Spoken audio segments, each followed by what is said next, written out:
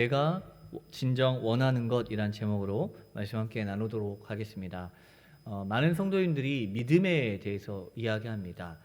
하지만 정작 그 믿음이 무엇이냐라고 물으면 애매한 대답만 내어놓습니다. 여러분, 도대체 믿음이 무엇입니까? 그리고 믿음을 통해서 오늘 내가 진정 원하는 것은 어떤 것이 있습니까? 어떤 사람들은 믿음을 강한 신념이나 긍정적인 생각이라고 여깁니다. 잘 될 것이라고 믿고, 기도 응답을 믿고, 또 문제가 해결될 것이라고 믿는 것이라고 우리는 믿음을 치부합니다. 그래서 내가 원하는 것을 이룰 수 있는 실제적 수단이나 어떤 도구쯤으로 알고 있는 사람들이 많이 있습니다. 그렇기 때문에 구원에 대해서도 무조건 믿어야 합니다. 구원받았음을 조금 더 의심하지 마셔야 합니다 라고 이야기합니다. 그러나 그것은 내가 원하는 것을 얻기 위한 믿음을 믿는 것이지 어쩌면 예수님을 믿는 것은 아닐 수 있습니다. 믿음은 단순히 의심하지 않는 것이 아니라 계속해서 예수님을 바라보는 것입니다. 바로 24시간 단 한순간도 빠짐없이 예수님을 바라보아야 합니다. 또한 믿음은 노력해서 얻는 것이 아닙니다. 하나님으로부터 부어지는 것이 믿음입니다. 그러면 하나님이 약속하신 모든 것들이 바로 우리 마음의 확신으로 찾아오게 됩니다. 그러므로 하나님을 바라보는 것이 바로 열쇠입니다. 우리는 잘 될 것이라고 믿음을 믿는 것이 아니라 예수님을 믿음으로 그 예수님이 나와 함께 하신다는 사실을 믿게 되는 것입니다. 요한복음 17장 3절을 보게 되면 영생은 곧 유일하신 참 하나님과 그가 보내신 자 예수 그리스도를 아는 것이니이다 라고 말씀하고 있습니다. 여기서 예수 그리스도를 안다라는 것은 많이 이야기했지만 유명 연예인을 아는 그런 것이 아닙니다. 부부처럼 아주 서로 친밀한 아는 것을 말합니다. 따라서 예수님을 안다는 것은 예수님과 부부관계처럼 친밀한 것을 말하는 것이고, 이 믿음의 핵심은 예수님을 계속해서 바라보고 예수님과 계속 관계를 맺고 예수님과 모든 것을 나눔으로써 부부와 같이 정말 친해진 것을 말합니다. 에베소서 3장 17절 말씀에 믿음으로 말미암아 그리스도께서 너희 마음에 계시게 하시옵고 라고 말씀하고 있는데, 이 믿음은 예수 그리스도를 우리의 마음에 있게 하는 것입니다. 마음에 누가 있습니다, 내 마음에 누가 있습니다 라고 말하는 것은 항상 그를 생각한다라는 것을 의미합니다. 믿음은 항상 그리스도를 생각하는 것입니다. 이것이 바로 믿음의 핵심이죠. 항상 예수님을 생각하고 주님을 바라보는 것이 믿음입니다. 그것이 되어질 때 영생을 얻고 의롭다함을 받게 되는 것입니다. 예수님을 믿는다는 것은 예수님을 바라보는 것으로서 예수님을 믿습니까? 라는 이 질문은 교회에 다니는지 세례를 받는지 이것을 의미하는 것은 아닙니다. 항상 주 예수님을 바라보고 있는지, 또 나와 주님과의 관계가 얼마나 친밀한지를 묻고 있는 것입니다. 이것은 신앙생활을 오래 했고 또 직분이 높다 해서 항상 예수님을 높다 해도 항상 예수님을 바라보지 않으면 우리가 믿는다라고 말할 수 없는 것입니다. 집에 가면 늘 어려움이 있습니다. 자녀는 엇나가 있고 학교나 직장을 가게 되면 여전히 꼴보기 싫은 사람들이 있습니다. 그 사람들을 보면 도무지 변화될 수 없을 것 같은 그런 막다른 절벽 같은 상황 가운데 우리가 놓여 있습니다. 그럴 때마다 스스로 우리에게 질문하기를 어떻게 믿음으로 살라는 것입니까? 라는 탄식이 나타날 수밖에 없습니다. 내가 원하는 것은 하나도 이루어지지 않고 있는데 어떻게 믿음으로 살 수 있겠습니까? 오히려 분개하고 화를 내고 살아갈 수밖에 없는 것 아니겠습니까? 이럴 때 어떻게 하는 것이 믿는 것입니까? 라는 물음 가운데 우리는 그럴지라도 예수님을 바라보며 예수님을 생각해야 합니다. 믿음으로 사는 것은 지금 내가 어떤 처지, 어떤 형편에 처해 있는지 그것이 중요하지 않습니다. 어떤 상황에 있다 할지라도 주님을 바라보고 있는 것, 바로 그것이 중요합니다. 어떻게 보면 예수님을 믿는 것은 참 단순한 것이기도 하지요. 이스라엘 백성들이 광야에서 하나님을 원망하고 불평하다가 이 불뱀에 물려 죽게 된 사건이 있습니다. 그들이 회개하고 하나님 앞에 살려달라고 부르짖자 하나님께서 구원의 길을 열어주셨습니다. 하나님은 치료약을 주신 것이 아닙니다. 야, 너희들 불뱀에 물렸으니까 이것을 가지고 가서 먹으면 나을 거야 라고 이렇게 어떤 치료제를 준 것이 아닙니다. 하나님의 치료약은 무엇이었습니까? 치료의 방법은 노뱀을 만들어서 장대 위에 달고 그것을 쳐다보는 사람마다 살게 해주셨습니다. 여러분, 이것이 구원에 대한 믿음이, 구원받는 믿음입니다. 이것은 예수님의 십자가를 예표하는 것이죠. 믿음이란 예수님의 십자가를 그냥 바라보는 것입니다. 주님이 십자가에 달리셨고 그 십자가를 바라보는 자마다 구원을 얻으리라 주님은 말씀하셨습니다. 십자가에서 죽으신 예수 그리스도를 믿는 자마다 그의 삶을 고치시고 그의 구원의 역사를 이루시고 구원받은 자의 놀라운 삶을 살아가게 해주시겠다고 약속하셨습니다. 그런데 우리는 십자가에 달리신 그 예수님을 바라보지 못하고 있습니다. 구원은 거기서 시작하는 것임에도 불구하고 주님을 바라보지 못하는 것이죠. 오늘 우리는 누구를 바라보고 있습니까? 바울은 오늘 본문의 말씀 가운데 하나님의 지혜에 있어서는 이 세상이 자기 지혜로 하나님을 알지 못한다라고 말씀하고 있습니다. 하나님에 대해서 우리가 알 수 있는 것은 하나님께서 자기 자신을 말씀해 주신 만큼만 알 수 있습니다. 광야에서 놋뱀을 바라보면 살게 될 것이라고 말씀하셨듯이 그 놋뱀을 바라보는 자는 살았고 바라보지 않고 그냥 땅에 고개를 받고 아파서 허우적대고 있는 사람들은 모두 죽었습니다. 뱀에 물린 어떤 회복 약들을 가지고 자신들이 믿는 바를 행한 사람들은 모두 죽음에 처했습니다. 그러나 속는셈치고 장대를 바라본 이들은 모두 구원을 얻었습니다. 내 능력과 내 힘과 나의 지혜로 하나님을 알려고 하고 하나님을 따라가려고 하는 것은 바른 방법이 아닙니다. 사람이 가진 지혜는 한정적입니다. 유한한 존재일 뿐이죠. 그런데 그 유한한 존재가 무한하신 하나님을 알려고 하는 것은 말도 안 되는 것입니다. 그런데도 우리는 어떻습니까? 늘 하나님에 대해서 나의 지혜로 판단하려고 합니다. 그리고 그 판단 가운데 하나님을 우리 스스로 규정하고 내가 아는 부분만큼이 하나님이라고 판단하고 있는 것이죠. 그렇기 때문에 늘 하나님을 향하여 오해하고 또 내 뜻으로 하나님을 이야기하고 있는 것, 그것이 바로 우리의 어리석은 모습입니다. 주님은 그렇기 때문에 자기 지혜로 하나님을 알려고 하는 자들에게 전도에 미련한 것으로 믿는 자들을 구원하시기를 기뻐하셨다라고 말씀하고 있습니다. 여기서 바울이 말하는 전도, 즉 미련한 것은 무엇이냐면 복음을 이야기합니다. 그렇다면 복음이 말하는 것은 무엇입니까? 복음은 예수 그리스도의 성육신과 십자가의 죽음 그리고 부활을 이야기합니다. 그것 외에는 다른 어떤 것도 복음에 합당한 것이 될 수 없습니다. 그런데 우리는 이 복음에 대해서 말할 때 복음은 나에게 유익이 되는 것, 기쁜 소식이라고 생각합니다. 본문에 유대인들이 표적을 구하고 헬라인들이 지혜를 찾는 것과 마찬가지입니다. 유대인에게 있어서 복음은 표적이었습니다. 선민 사상을 가지고 있던 이들에게 구원은 이미 얻은 것이기 때문에 구원의 유무가 중요하지 않았습니다. 우리는 선택된 백성이고 이미 구원을 얻은 이들이기 때문에 하나님의 백성들에게 보여주시는 하나님의 살아계심에 대한 표적, 그것이 유대인들에게는 오히려 더 중요한 사건이었습니다. 그래서 어떤 표적을 가지고 하나님의 선지자와 메시아로서 오늘 우리에게 무엇을 보여줄 것인가, 자기들에게 어떻게 구원의 길을 명확하게 보여주고 그 길로 걸어갈 수 있도록 우리를 인도할 것인가, 여기에 집중하고 있었습니다.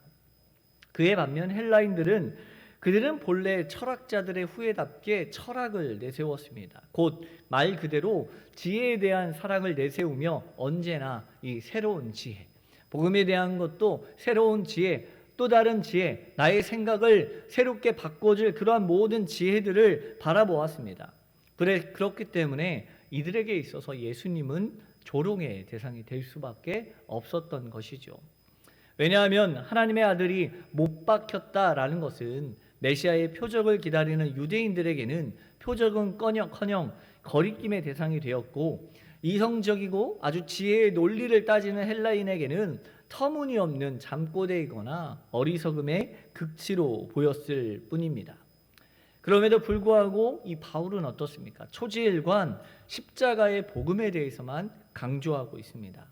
십자가만이 참된 표적이요 참된 지혜일 뿐만 아니라 그 외에는 어떤 구원의 길도 없음을 선포합니다.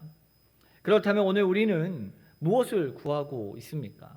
믿음을 갖는다고 말합니다. 하나님을 믿는다고 말하면서 모든 기도의 제목과 삶의 목적이 하나님에게 향해 있고 하나님을 신뢰하는 것이 아니라 유대인이 표적을 구하고 헬라인은 지혜를 구했듯이 오늘 나의 삶에서 또 다른 무엇인가를 지속적으로 원하고 있지는 않은가요?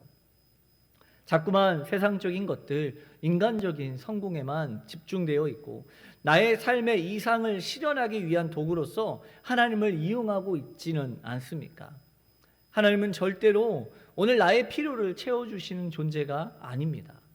오직 하나님은 하나님의 필요를 채우시고 하나님의 원하시는 바를 이루어 가시는 분이십니다.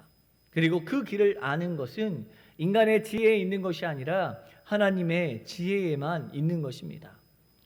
그렇기 때문에 사도 바울은 그의 복음의 전도가 인간의 지혜에서 나오지 않고 성령의 능력에서 나타남이라고 분명히 말씀합니다. 이로써 그는 그리스도인의 믿음이 인간의 지혜가 아니라 하나님의 능력 안에 서 있어야 한다고 주장하고 있습니다. 오해하는 사람이 없도록 이렇게 바울은 이야기합니다. 고린도전서 2장 5절에서 7절인데요. 너희 마음이 사람의 지혜에 있지 아니하고 다만 하나님의 능력에 있게 하려 하였노라. 그러나 우리가 온전한 자들 중에서는 지혜를 말하노니 이는 이 세상의 지혜가 아니요 또 이 세상에서 없어질 통치자들의 지혜도 아니요 오직 은밀한 가운데 있는 하나님의 지혜를 말하는 것으로서 곧 감추어졌던 것인데 하나님이 우리의 영광을 위하여 만세전에 미리 정하신 것이라. 아멘. 또한 그는 오늘 본문 말씀에 기록된 것과 같이 1장 21절에서 24절에 하나님의 지혜에 있어서는 이 세상이 자기 지혜로 하나님을 알지 못함으로 하나님께서 전도에 미련한 것으로 믿는 자들을 구원하시기를 기뻐하셨도다. 유대인은 표적을 구하고 헬라인은 지혜를 찾으나 우리는 십자가에 못 박힌 그리스도를 전하니 유대인에게는 거리끼는 것이요 이방인에게는 미련한 것이로되 오직 부르심을 받은 자들에게는 유대인에게나 헬라인에게나 그리스도는 하나님의 능력이요 하나님의 지혜니라. 아멘. 이렇게 말씀하고 있죠. 기독교는 하나님의 지혜에서 흘러나왔습니다. 사도 바울이 그의 글들에서 줄곧 지적하는 바에 따르면 기독교는 세상의 일반적인 것들과 달리 신적인 것입니다. 기독교는 인간의 지혜로 머리로 만들어낸 것이 아니기 때문에 우리의 머리로는 설명할 수가 없습니다. 오늘날 우리 주변의 사람들이 기독교로 착각하고 있는 것들이 그 이단이나 이런 종파들, 또 교파주의 같은 것들, 또 심리학이나 철학으로 그것들은 설명할 수 있지만 기독교, 우리가 믿는 복음에 대한 참된 진리는 설명할 수가 없는 것입니다. 바울은 고린도전서 2장 7절에 오직 은밀한 가운데 있는 하나님의 지혜를 말하는 것으로서 곧 감추어졌던 것인데 하나님의 우리의 영광을 위하여 만세전에 미리 정하신 것이라고 말씀하고 있습니다. 하나님의 지혜가 인간의 지성으로 설명될 수 없는 것은 인간의 지성이 만들어낸 것이 아니기 때문입니다. 만약 우리가 만들어낸 것이라면 그것이 무엇이든 인간의 마음에 또 생각에 의해서 설명될 수 있습니다. 하지만 인간의 마음이 창조한 것이 아니라면 우리가 어떤 미사여구를 가져다 들이대도 설명될 수 없는 것이죠. 심리학이 기독교를 설명하려 한다면 그것이 설명하려는 것은 성경적인 기독교가 아니라 심리학적인 인간의 어떤 생각과 관점에서 기독교를 말하려 하는 것이죠. 예수님은 이 땅에 계실 때 종종 비유로 말씀하셨습니다. 그 비유들은 선택받은 자들, 즉 하나님의 지혜를 받은 사람들만이 이해할 수 있었던 것이지요. 그러니까 세상이 가진 심리학이나 철학이나 뭐 과학적인 사고나 이런 것들로 우리가 아무리 기독교에 대해서, 복음에 대해서, 믿음에 대한 본질에 대해서 이야기를 하려 한다 할지라도 그것을 받아들이는 것은 믿음이 없이는 불가능한 것입니다. 기독교의 신비를 우리가 하나의 비유라고 보게 된다면 이 비유는 인간의 지성에 의해서 설명될 수 없습니다. 그리고 이해되지 않습니다. 성경의 수많은 예화들과 수많은 하나님의 역사들이 우리가 이해하려고 하면 이해되지 않습니다. 하지만 믿으려 하면 믿어지는 것이 바로 그것입니다. 소경은 손에 랜턴을 들고 있을 수 있습니다. 그런데 이 소경이 랜턴을 들고 있다 할지라도 도랑에 빠질 수밖에 없습니다. 소경의 손에 있는 랜턴은 낡아서 못 씻는 장화와 다를 바 없기 때문입니다. 이 속담에서 말하는 것처럼 앞을 보지 못하는 사람에게는 랜턴이 필요가 없습니다.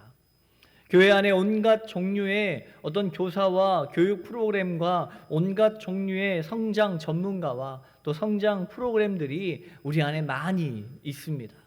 그렇다 해도 우리 안에 복음을 볼 수 있는 눈이 없다면 그 교회는 도랑에 빠질 수밖에 없는 것입니다. 이를 극복하기 위해서 교회 안에 어떤 이들은 학문에 의존합니다. 그러나 학문은 의안과 같은 것이죠. 의안은 눈 같은 느낌을 주고 겉모습만 보는 사람들에게는 눈처럼 보일 수 있습니다. 하지만 시력을 잃은 시각장애인들에게 시력을 줄 수는 없습니다. 여러분, 오늘날 교회는 중심을 못 잡고 흔들리고 있습니다. 그 이유는 하나님의 지혜가 아닌 다른 곳에서 탈출구를 찾으려 하고 있기 때문입니다. 한 가지 방향은 즐거움을 추구하는 사람들을 위한 연애와 오락이고, 다른 한 방향은 심각하게 생각하는 사람들을 위한 학문입니다. 이것이 오늘날의 새 복음주의에 대한 내용입니다. 지혜와 능력으로만 이룰 수 있는 것을 학문으로 이루려는 노력은 아무것도 보이지 않는 길을 걸어가려고 하는 것과 다를 바 없는 것입니다. 그렇기 때문에 오늘 여러분이 우리가 원하는 것이 무엇인지를 정확히 알고 있어야 합니다. 복음 안에서 진정으로 원하는 것, 겉으로만 보여지는 것이 아니라 하나님 안에서 원하는 것을 분명하게 구분할 수 있어야 합니다. 그렇다면 오늘 하나님과 나와의 관계가 지금 어떠한 관계에 있는지부터 살펴봐야 합니다.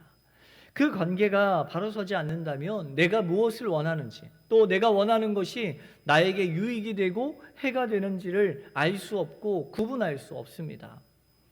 아이들은 어떤 것이 자기에게 유익이 되고 해가 되는지 잘 구분하지 못합니다.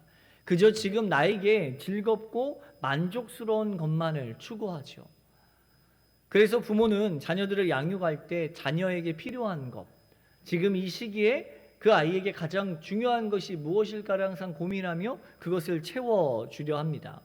유익한 것을 주기 위해서 잘못된 행동을 하게 되면 혼내기도 하고 타이르기도 하면서 가르칩니다. 그런 면에서 아이들을 보고 있으면 참 많은 것을 느끼게 됩니다. 아이들이 잘못된 길을 가게 되면 아이들을 금세 다그치고 혼을 내기도 하고 야단을 칩니다. 그런데 조금 전까지도 이 자녀들을 호되게 혼내도 엄마에게 야단을 맞던 아이는 금세 이 엄마나 아빠의 무릎에 털썩 앉게 되는 것을 보게 됩니다. 그 이유가 무엇입니까? 엄마가 나를 사랑한다는 것을 알고 있기 때문이죠. 아무리 말을 안 듣고 야단을 심하게 맞았어도 부모는 틀림없이 나를 사랑해 줄 것이라고 확실히 믿고 있는 것입니다. 아무리 혼나고 펑펑 울어도 품 안에 안고 또 잠깐 놀아주면 언제 내가 혼났는지, 언제 심각한 일을 당했는지 잊어버리고 까르르 웃으며 자기랑 놀자고 손을 잡고 방으로 끌고 갑니다. 방금 전만 해도 엄청나게 혼이 났는데 펑펑 울고 있었으면서도 금세 웃고 있는 것이죠. 때로는 부모로서 그런 아이의 모습을 보면 어이가 없습니다. 나는 아직도 열받아 죽겠는데 쟤는 잠깐 풀어주려고 한번 웃겼더니 까르르 웃으면서 아빠랑 놀자고 다가오는 그 아이의 모습을 보면 내가 뭐 하려고 혼냈을까 이런 생각이 들 정도로 철부지와 같은 아이들의 모습이 참 대단해 보이기도 합니다. 그런데 또 되게 신기한 것은 무엇이냐면 아이가 잘못을 해서 매를 들어본 경험들이 있으신지 모르겠습니다. 매를 들면 어떻습니까? 매를 들기만 해도 아이들은 벌벌벌 떨죠. 무서워서. 네. 그런데 매를 들고 있으면 여러분, 매를 들고 있는 사람이 무서우면 어떻게 해야 합니까? 도망가야죠. 그렇지 않습니까? 도둑이 강도가 들어와서 칼을 들고 나에게 칼을 들이대면 어떻게 합니까? 도망가야죠. 부모가 매를 들고 아이에게 너 오늘 몇 대 맞을 거야 하면서 쫓아다니는데 그 아이는 부모를 도망가는 것이 아니라 어떻게 합니까? 오히려 다가와서 품에 안깁니다. 아빠의 매를 든 손을 잡고 아빠의 품에 안겨서 계속 쫓아옵니다. 멀리 가야 한 대라도 덜 맞을 텐데 자꾸만 그 안으로 들어오는 것이죠. 때려도 들어옵니다. 맞으면서도 매달립니다. 여러분 왜 그렇습니까? 아무리 무섭게 혼내도 앞에 있는 사람이 누구인지를 알기 때문이죠. 엄마인지 아빠인지 나를 사랑하는 분이신지 내가 사랑하는 분인지를 명확하게 알고 있기 때문입니다. 그저 그 믿음이 신기하고 놀라울 따름입니다. 그러면 어떻게 아이에게 이러한 믿음이 생겼을까요? 그것은 서두에 말했던 것처럼 믿음의 가장 근본적인 방법이죠. 24시간 하나님을 바라보는 것. 아이들은 24시간 부모를 바라보고 살아갑니다. 24시간 부모의 모습, 행동 하나하나, 말 하나하나 모든 것을 듣고 바라보며 그 모습을 배우고 그 모습을 따라갑니다. 엄마가 그렇기 때문에 부모가 정말 친밀하게 느껴지고 아이의 모든 문제의 해결자임을 깨닫게 되는 것입니다. 그러나 여러분, 아무리 친엄마라도 같이 살지 않으면 만났을 때 아이가 어떻게 할까요? 어색해합니다. 내가 내 엄마야, 엄마한테 와 라고 말해도 머리로는 알고 엄마 안녕하세요, 엄마 사랑합니다 라고 말하지만 아무런 감정이 섞이지 않은 그런 말투로 이야기합니다. 어린 아이들을 맞벌이 부부들이 어쩔 수 없이 어린 아이들을 할머니, 할아버지에게 맡기는 경우들이 있잖아요. 그럴 때 그 아이들이 어떻습니까? 주말에 와서 데리고 가려고 하면 아이가 어때요? 엄마한테 가나요? 안 가죠. 대성통곡하고 할머니, 할아버지랑 있겠다고 울면서 아주 바짓가랑이 붙잡고 있는 모습을 보게 됩니다. 그러면 그 모습을 볼 때마다 부모는 마음이 또 무너지죠. 내 자식인데 나한테 안 온다니까 너무 속상하죠. 미안하기도 하고 왜 아이가 내 자녀이고 내 힘으로 낳은 그 자녀가 나에게 오지 않습니까? 나와 관계가 맺어져 있기 않기 때문입니다. 믿음이 생기지 않는 거예요. 오늘 우리도 하나님을 알고 예수님이 구주이신 것을 알아요. 그러나 그 알매는 친밀함이 없으면 어떻게 될까요? 주님 앞에 갈 수가 없는 거예요. 친밀함은 믿음에서 나오는 것인데 24시간 주님을 바라보고 주님과 함께하고 주님의 생각과 주님의 마음을 듣지 않는다면 우리가 주님 앞에 나아갈 수 없는 것입니다. 예수님께 내 삶의 무게를 옮겨드리지 못하고 예수님의 관계가 영 어색한 관계 가운데 있을 수밖에 없는 것입니다. 그 이유가 무엇입니까? 하나님을 24시간 계속해서 바라보지 못하기 때문입니다. 여러분, 우리는 늘 열심히 살아가고 있습니다. 하루 한 번 하늘을 바라볼 여유도 없고 친구를 만나 차 한잔할 시간이 없이 그렇게 바쁘게 살아가고 있지 않습니까? 그래서 집사님, 권사님 기도하러 교회 좀 나오시죠. 예배 때 교회 좀 참석하세요 라고 말하면 제가 너무 바빠서요 라고 말씀들 하십니다. 그런데 모든 사람들이 바쁩니다. 주님을 바라보고 살아가야 하는 시간들이 분명히 우리 안에 가득해 있어야 하는데도 무엇이 바쁜지 주님을 바라볼 시간조차 없습니다. 그런데 그렇게 쉼없이 일하면서 내가 지금 왜 일하고 있는지를 기억하지 못하고 있습니다. 그냥 말 그대로 일만 하고 있는 것이죠. 여러분, 예전에 한 5년 전쯤에 했던 윤식당이라는 프로그램이 있었습니다. 기억하시는지 모르겠습니다. 윤여정 그 배우가 나와서 여러 이서진이나 뭐 다른 배우들과 함께 타국에 가서 다른 나라에 가서 식당을 하고 이런 에피소드들을 담은 이야기입니다. 그때 저의 기억 속에 아주 좀 명확하게 좀 충격적으로 남았던 이야기인데요. 스페인에 위치한 작은 마을에서 촬영을 하고 있었습니다. 그곳에서 소소한 사람들의 어떤 동네 사람들의 이야기를 담아내고 있었고 잔잔한 재미와 감동이 주어졌습니다. 그런데 그때 제 마음에 동요가 됐던 대사가 있습니다. 청년들과도 참 많이 나눴던 이야기인데요. 그 지역의 가장 유명한 레스토랑의 셰프가 윤여정이 그 윤식당에 와가지고 식사를 하고 있었어요. 그럴 때 메인 셰프에게 한 레스토랑의 셰프들이 윤여정의 식당으로 와가지고 같이 함께 이제 식사를 한 거예요. 자기 식당에서 밥을 안 먹고 와가지고 메인 셰프에게 인생의 목표가 무엇입니까? 라고 물어보았어요. 그런데 그 셰프가 많이 가지려는 욕심을 버리는 것이 인생의 최종 목표입니다. 물질적인 욕심을 버리고 지금 곁에 있는 사람들과 함께하는 매 순간들을 인생의 좋은 부분으로 기억하며 원동력으로 삼고 앞날을 살아가는 것이 진정한 행복 같습니다. 라고 이야기했습니다. 우리는 참 많은 것을 가지려고 발버둥 치면서 살아가고 있는데 그 당시에 그 셰프는 많은 것을 가지려는 욕심을 버리는 것이 인생의 목적이라는 것이죠. 참 다른 생각들, 시선을 가지고 있는 것들을 보게 되었습니다. 그리고 또 시간이 지나서 이 컷이 바뀌고 얼마가 지나서 또 다른 사람들이 이런 가게에 찾아와서 밥을 먹으면서 이러한 이야기를 했습니다. 한국이 일을 가장 많이 하는 나라인가? 라는 질문으로 이 이야기가 시작되었어요. 그래서 앞에 있던 한 사람이 그에 대해서 한국이 1등이고 멕시코가 2등이다 라고 말하면서 자신들이 과거에 인도에서 만났던 한국인 동료에 대해서 이야기를 해주는 거예요. 인도에 있던 한국인 동료는 여행을 하면서 안식년을 보내고 있었습니다. 많은 한국의 젊은이들이 안식년을 가지고 이렇게 워킹홀리데이나 이런 식으로 여행을 떠나지요. 그런데 그렇게 세계적인 경험을 쌓고 돌아가서는 어떻게 하느냐? 대기업에 취업을 한다는 것이죠. 성공의 스펙들을 가지고 대기업에 들어가는 거지. 그리고 거기서 죽어라 일을 하고 대기업을 위해서 그렇게 일을 한다는 것이 이해가 되지 않는다. 물론 우리와는 관점이 다르겠지. 하지만 하루에 12시간씩 일을 하는 그 모습들, 내가 느끼기에는 다들 대기업에 들어가고 싶어 해. 그래서 나는 의아했어. 왜냐하면 나는 조금이라고 내가 하고 싶은 것들을 하고 싶거든 이라고 말하면서 서로 삶에 대한 이야기들을 나눈 것들을 보았습니다.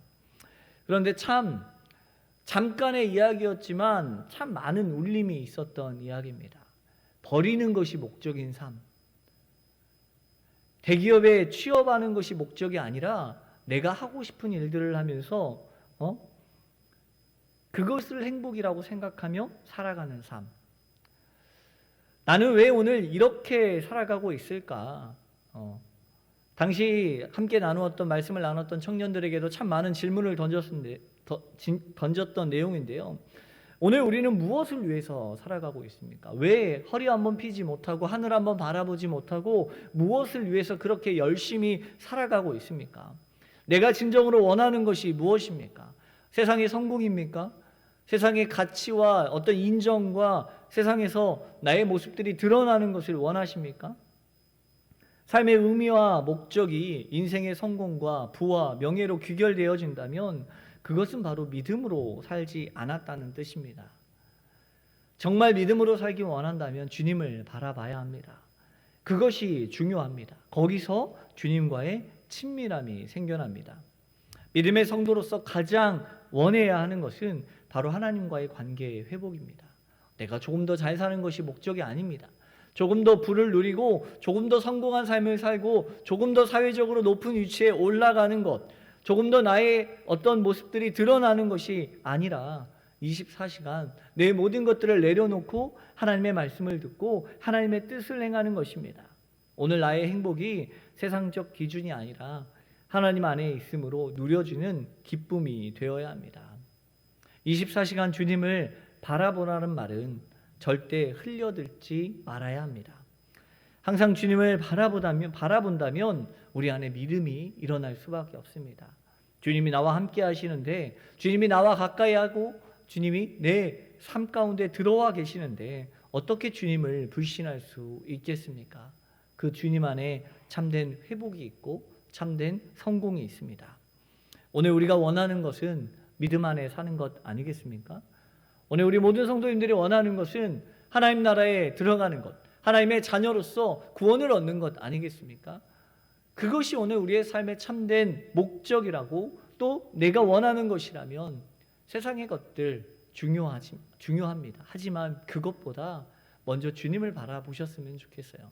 주님을 바라보고 주님이 우리에게 맡기시는 그 일들을 행하셨으면 좋겠습니다. 주님이 오늘 우리에게 말씀하시는 그것을 바라보았으면 좋겠습니다. 주님이 오늘 우리에게 원하시는 그것을 따라갈 수 있으면 좋겠습니다. 하나님과의 관계를 유지할 때 오늘 우리의 믿음이 자라납니다. 그리고 믿음 안에서 모든 것을 행할 수 있는 능력이 나타나고 오늘 우리의 삶의 회복 또한 일어나는 것임을 기억하며 오늘도 믿음 안에 살아가는 저와 우리 모든 성도님들의 삶이 되길 소망합니다. 기도하겠습니다. 사랑의 하나님, 감사합니다. 오늘도 우리 삶에 진정으로 원하는 것이 무엇인지 다시 한번 깨닫게 하시고 말씀을 따라 살아갈 때 하나님이 원하시는 바로 순종의 삶으로 살아갈 수 있는 저희의 삶이 될 수 있도록 인도하여 주시옵소서. 감사드립니다. 예수님의 이름으로 기도합니다. 아멘.